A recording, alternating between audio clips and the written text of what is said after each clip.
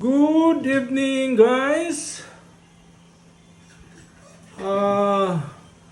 Maghapunan tayo, but the same time gagawin na rin natin yung Sales 101 lesson number 6. Guys, una muna, 1 cup rice, no? Ito yung sikreto ng mga gwapo. Ulam natin, guys, palaya, may itlog, dried fish, adobong manok, nag-iisa na lang, isang hiwa na lang, tsaka itlog, no? So again, sa Sales 101 natin, guys, no, para sa mga ahente natin,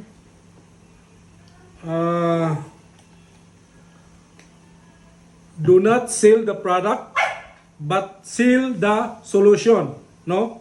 Yun yung importante. Sell the solution to your customer. So, paano ba makatulong yung solution mo sa negosyo ng customer o sa challenges ng customer? So, yun yung dapat na ibenta natin ang solusyon. So, paano gawin yon? Una, intindihin muna, no? Listen to your customer, no? Intindihin mo ano ba yung needs niya sa negosyo niya bago ka mag-offer ng solusyon. Now, for example,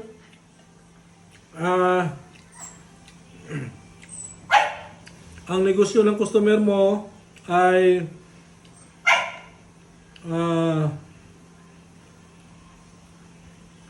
mall, no? So, may mall, may mga ano yan, may mga kailangan ng generators yan kasi kung in case of brownout, so kailangan talaga paanda rin yung mga aircon units, mga coolers, kasi kung wala,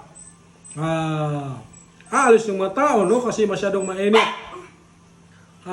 sa loob, no? Hindi komportable yung mga customer sa loob kung wala, hindi gumagana yung aircon, no? So, isa yon sa kailangan natin intindihin. Pangalawa, pag walang kuryente, yung mga freezer ng mall, no, na may mga karne, mga gulay, o mga ice cream, pag walang alternative power supply yan, tulad ng generator, masisira, no? Pwedeng mapapanis kung matagal yon, no? So, ganun ka-importante. So, kung ang customer ay maraming generator pero walang tao, so ano yung pwedeng solusyon, no? So, sa Monarch, sa amin, may solusyon kami, guys, no? Sa mga, na ito yung ino-offer ng mga ahente namin. Tinatawag namin na CVA, no? Customer Value Agreement. So, ano itong CVA? So, ang CVA,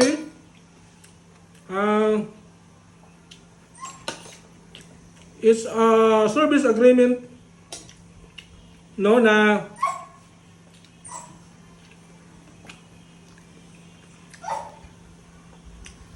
si Monarch, na kami na sa Monarch ang magmo-monitor sa generator nyo, tsaka kami na conduct ng preventive maintenance, no? Based sa requirement, no? Kung ano yung interval dapat na mag-PMS. So, kasama na doon yung inspection, no? Kung kailangan ng doon sa kontrata, kasama na yung inspection. So, wala na yung iisipin si customer, no, na problema doon sa pag-manage sa generators niya.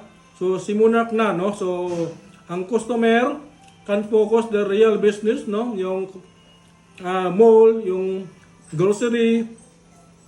So kami na sa Monarch, no. So yun yung sa mga ahente namin, yun yung dapat natin na ibenta, no, ang solusyon.